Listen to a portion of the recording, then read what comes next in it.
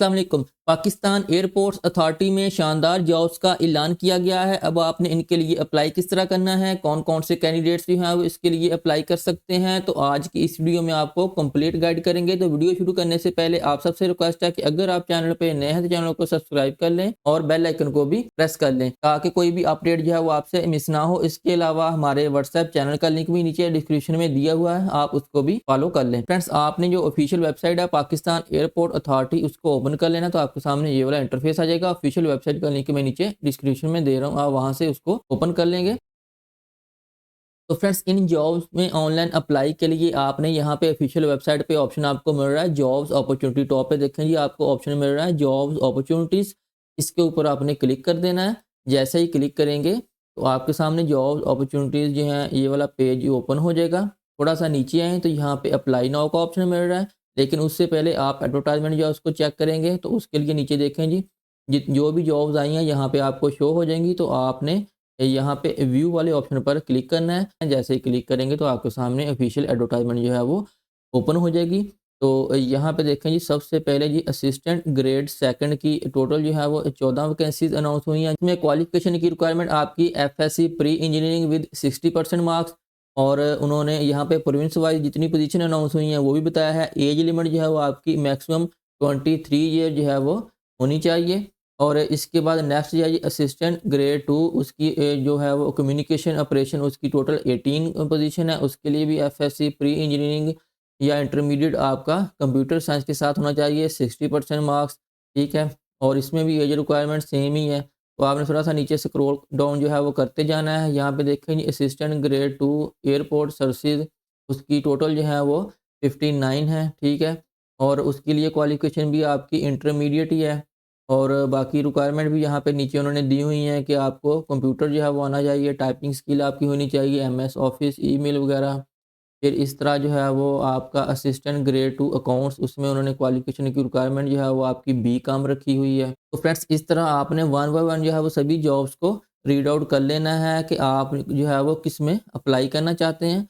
तो यहाँ पे आपने इसको देख लेना है। उसके बाद थोड़ा सा नीचे है तो यहाँ पे उन्होंने अप्लाई का तरीका भी बताया हुआ है कि ऑनलाइन वेबसाइट का लिंक भी यहाँ पे दिया हुआ है। और उसके बाद candidate must upload their CV with photograph, PDF copies of required certificate, degree and CNAC while applying for this job. आपके पास एक अपडेटेड सीवी होनी चाहिए विद फोटोग्राफ, और बाकी आपके जो क्वालिफिकेशन के डॉक्यूमेंट्स हैं वो भी आपके पास होने चाहिए। तो फ्रेंड्स, इन जॉब्स के लिए ऑनलाइन अप्लाई होगा, और ऑनलाइन अप्लाई से पहले नीचे एक और चीज़ जो है वो भी आपने रीड आउट कर लेनी है कि इन जॉब्स में ऑनलाइन अप्लाई के लिए आपको टेस्ट फीस भी पे करना होगी। तो टेस्ट फीस के हवाले से उन्होंने यहाँ पे बताया हुआ है कि candidates applying for the position are required to deposit a non refundable test fees of ₹500 into Allied Bank of Pakistan. यहाँ पे उन्होंने अकाउंट नंबर भी दिया हुआ है, ये वाला अकाउंट नंबर है। और यहाँ पे अकाउंट टाइटल भी बताया हुआ है कि पाकिस्तान एयरपोर्ट अथॉरिटीज़, और यहाँ पे आईबीएन भी दिया हुआ है। तो आपने सिंपली अलाइड बैंक, अपने किसी भी करीबी अलाइड बैंक जाना है, और अलाइड बैंक की जो सिंपल डिपॉजिट स्लिप होती है वो लेना है उसको। और उसमें यहाँ पे अकाउंट नंबर में आपने ये अकाउंट नंबर देना है, अकाउंट टाइटल में आपने ये अकाउंट टाइटल देना है, और 500 जो है वो आपने उसमें इंटर करके कैश डिपॉजिट जो है वो काउंटर पे करवा देने हैं। ठीक है, तो यहाँ पे नीचे देखें जी कि candidates applying for multiple position must submit a separate fee for each post applied for. यानी कि अगर आप एक से ज़्यादा जॉब्स के लिए अप्लाई करना चाहते हैं तो आपने हर जॉब्स के लिए सेपरेट ₹500 जो है वो जमा करवाने हैं। ठीक है, तो इस तरह अगर आप 2 या 3 के लिए आप अप्लाई करना चाहते हैं जॉब्स के लिए, तो आपने उतने ही डिपॉजिट स्लिप के थ्रू आपने 500 जो है वो आपने जमा करवाना है, और उसके बाद ही आपने अप्लाई जो है वो स्टार्ट करना है। तो चलिए फ्रेंड्स, देखते हैं कि अब आप इसके लिए ऑनलाइन अप्लाई किस तरह करेंगे। उसके लिए आपने सिंपली जो है वो यहाँ पे आना है, अप्लाई नाउ का ऑप्शन आपको मिल रहा है, इसके ऊपर आपने क्लिक कर देना है। जैसे ही क्लिक करेंगे तो आपके सामने जॉब पोर्टल जो है वो ओपन हो जाएगा। तो यहाँ पे आपको साइन इन पेज जो है वो शो हो रहा है, लेकिन आपने अपना अकाउंट जो है पहले वो क्रिएट करना है। उसके लिए नीचे आपको ऑप्शन मिल रहा है sign up for new applicants, इस ऑप्शन पे आपने क्लिक कर देना। जैसे ही क्लिक करेंगे तो आपके सामने साइन अप पेज शो हो जाएगा।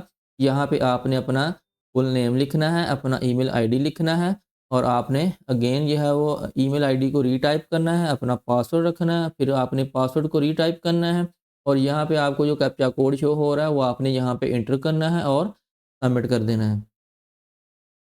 जी फ्रेंड्स, जैसे ही आप सबमिट करेंगे तो आपके सामने कुछ इस तरह का इंटरफेस आएगा। यहाँ पे वो कह रहे हैं कि we have sent a message to your email address, please check and confirm back to sign in page. ठीक है? आपने अपना ईमेल अकाउंट जो आपने दिया है, उसको आपने ओपन करके चेक करना है। आपको एक ईमेल जो है वो रिसीव होगी, तो आपने उसको कन्फर्म करना है और उसके बाद ही आपका अकाउंट जो है वो लॉगिन हो सकेगा। तो मैंने अपना ईमेल अकाउंट जो है उसको ओपन कर लिया है। अब मैं आपको चेक करवाता हूँ, मुझे ईमेल जो है वो रिसीव हो चुकी है। ये देखिए कन्फर्मेशन ईमेल। तो यहाँ पे वो कह रहे हैं कि you can confirm your email address by clicking here. तो आपने यहाँ पे क्लिकिंग हेयर वाले ऑप्शन पे आपने क्लिक करके अपना ईमेल एड्रेस जो है उसको कन्फर्म करना है। ये देखिए मेरा ईमेल एड्रेस जो है वो कन्फर्म हो चुका है। तो अब मैं यहाँ पे क्लिक हेयर वाले ऑप्शन पर क्लिक करके अपना अकाउंट जो है उसको लॉगिन करूँगा। तो मैंने जो ईमेल दिया था वो मैं यहाँ पे एंटर करूँगा और उसके बाद जो मैंने पासवर्ड रखा था वो लगाऊँगा और अपने अकाउंट को साइन इन कर लूँगा। जी फ्रेंड्स, तो जैसे ही आप अपना अकाउंट साइन इन करेंगे तो आपके सामने कुछ इस तरह का इंटरफेस आएगा। यहाँ पे देखें सबसे फर्स्ट स्टेप है जॉब सिलेक्शन। आपने जिस जॉब के लिए अप्लाई करना है वो सिलेक्ट करनी है। उसके बाद आपकी पर्सनल इन्फॉर्मेशन आ जाएगी, फिर एजुकेशन, फिर सर्टिफिकेशन वगैरह, ठीक है? और उसके बाद आपका एक्सपीरियंस अगर है तो वो आप ऐड करेंगे। उसके बाद अटैचमेंट्स होंगी और उसके बाद आप जो है वो अप्लाई करेंगे। तो चलिए वन बाय वन जो है वो सारे फॉर्म को फिल करते हैं। तो यहाँ पे आपने सबसे पहले जॉब जो है वो सिलेक्ट करनी है। तो यहाँ पे एडवर्टाइजमेंट नंबर दिया हुआ है, इसको आपने इस तरह सेलेक्ट कर लेना है और उसके बाद नीचे जो है वो जॉब टाइटल आपको शो होंगे। आपने जिस भी जॉब के लिए अप्लाई करना है तो वो आपको यहाँ पे शो हो जाएगी, ठीक है? तो आपने जिस भी जॉब के लिए अप्लाई करना, तो चलिए मैं कोई भी रैंडम जो है वो सिलेक्ट कर लेता हूँ आपको समझाने के लिए। तो इस तरह आपने अपनी जॉब जो है उसको सिलेक्ट कर लेना है और उसके बाद सेलेक्ट दिस जॉब वाले ऑप्शन पे आपने क्लिक कर देना है। जैसे ही क्लिक करेंगे तो यहाँ पे अब आपके पास एप्लीकेशन फॉर्म जो है वो ओपन हो चुका है। सबसे पहले आपने अपनी पिक्चर वो यहाँ पे अपलोड करनी है। उसके बाद आपका नेम यहाँ पे एज इट इज़ शो हो रहा होगा। उसके बाद आपने अपना फादर का नेम लिखना है, फिर मदर का नेम लिखें, फिर यहाँ से आपने अपना जेंडर वो सिलेक्ट करना है।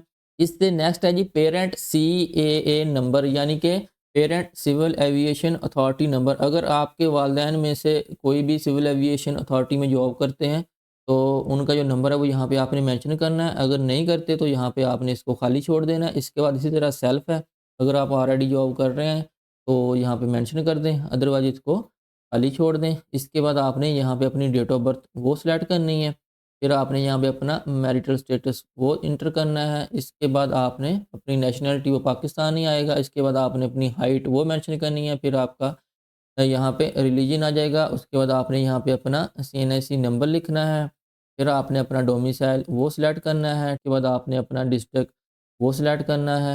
इसके बाद आपने यहाँ पे अपना पोस्टल एड्रेस वो लिखना है और उसके बाद आपने अपना पोस्टल सिटी वो सिलेक्ट करना है। फिर आपने अपना परमानेंट एड्रेस और परमानेंट सिटी वो सिलेक्ट करना है। लैंडलाइन नंबर अगर आपका है तो मेंशन कर दें, अदरवाइज इसको खाली छोड़ दें और यहाँ पे आपने अपना मोबाइल नंबर वो लिखना है। फिर आपने रेलेवेंट एक्सपीरियंस इन ईयर्स वो बताने हैं कि कितने ईयर आपका रेलेवेंट एक्सपीरियंस है, वो यहाँ पे मेंशन कर दें। फ्लाइंग आवर्स अगर आपका कोई एक्सपीरियंस है तो यहाँ पे आप फ्लाइंग आवर्स जो है वो लिख दें। और इसके बाद PEC रजिस्ट्रेशन नंबर अगर है आपका तो वो आप यहाँ पे मेंशन कर दें, अदरवाइज इसको खाली छोड़ दें, ठीक है? तो यहाँ पे widow son daughter deceased civil servant who died during service, यानी कि दौरान सर्विस अगर आपके वालिदैन में से कोई ना कोई वफ़ात पा गया तो आप यहाँ पे इस ऑप्शन को चेक कर दें, अदरवाइज़ इसको एज़ इट इज़ ही रहने दें। और नेक्स्ट यहाँ से आपने करंट एम्प्लॉयर वो यहाँ से सिलेक्ट करना है, करंट एम्प्लॉयर का नेम लिखना है और NOC फ्रॉम एम्प्लॉयर अगर आपने NOC लिया हुआ है तो आपने इसको इस तरह चेक कर देना है और आपने यहाँ पे ईयर ऑफ एक्सपीरियंस वो यहाँ पे एंटर करने हैं और यहाँ से आपने लास्ट पे टेस्ट जो है वो सेंटर वो आपने सिलेक्ट करना है कि आपने कौन सा सेंटर टेस्ट के लिए सिलेक्ट करते हैं, जिसमें आपके पास इस्लामाबाद, कराची, लाहौर, पेशावर और कोयटा ये 5 टेस्ट सेंटर हैं। जो भी आपको नज़दीक पड़ रहा है वो आपने यहाँ से इस तरह सिलेक्ट कर लेना और उसके बाद सेव एंड नेक्स्ट पर क्लिक कर देना है। तो सेव एंड नेक्स्ट पर क्लिक करने के बाद आप स्टेप 3 एजुकेशन वाले ऑप्शन पे आ जाएंगे। यहाँ पे आपने वन बाय वन जो है वो अपनी एजुकेशन ऐड करनी है। तो सबसे पहले आपने मैट्रिक जो है वो ऐड करेंगे, उसके बाद डिग्री सर्टिफिकेट मैट्रिक आ जाएगा। सब्जेक्ट आपके कौन से हैं, ठीक है, वो आपने सेलेक्ट करने हैं। साइंस है, आर्ट्स है, एग्रीकल्चर है, जो भी है वो आपने यहाँ पे सेलेक्ट करना है और उसके बाद आपने इंस्टीट्यूट का नेम वो लिखना है। फिर आपका पासिंग ईयर, उसके बाद यहाँ पे परसेंटेज, फिर डिवीजन और फिर जीपीए। अगर आपका जीपीए नहीं है तो आपने इसको खाली छोड़ देना है। ये सारी इन्फॉर्मेशन जो है वो ऐड करने के बाद आपने ऐड एजुकेशन इन्फॉर्मेशन वाले ऑप्शन पर क्लिक कर देना है, तो आपकी एक इन्फॉर्मेशन जो है वो ऐड हो जाएगी। तो नेक्स्ट आपने अपनी इंटर की इन्फॉर्मेशन वो ऐड करनी है। और इसी तरह अगर आपकी बैचलर क्वालिफिकेशन है तो फिर आपने अगेन जो है वो ऐड एजुकेशन इन्फो वाले ऑप्शन पर क्लिक करके इसी तरह वन बाई वन जो है उसको ऐड करते जाना है, और अपनी तमाम क्वालिफिकेशन जो है वो ऐड करने के बाद आपने सेव एंड नेक्स्ट पर क्लिक कर देना है।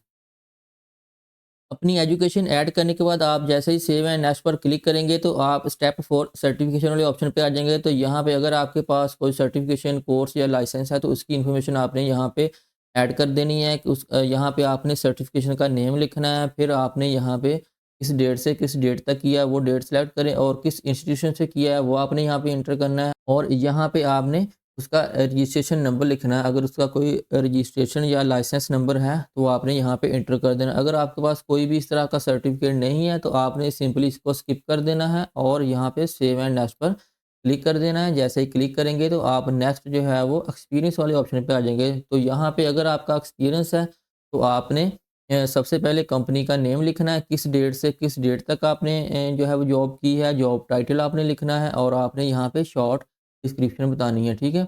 अगर आपका एक से ज़्यादा एक्सपीरियंस है, डिफरेंट कंपनीज़ में है, तो आपने यहाँ पे ऐड एक्सपीरियंस इन्फो वाले ऑप्शन पर क्लिक करके वन बाय वन जो है उसको ऐड करते जाना है। अगर आपका कोई भी एक्सपीरियंस नहीं है, तो आपने सिंपली इसको भी स्किप कर देना है और सेव एंड नेक्स्ट पर क्लिक कर देना है। जैसे ही क्लिक करेंगे तो यहाँ पे आप अटैचमेंट वाले ऑप्शन पे आ जाएंगे। तो यहाँ पे अब आपने कुछ फाइल्स जी हाँ वो अटैच करनी है, जिसमें सबसे पहले देखें जी, maximum 3 file allowed to upload with the maximum size of each file 1 MB, ठीक है।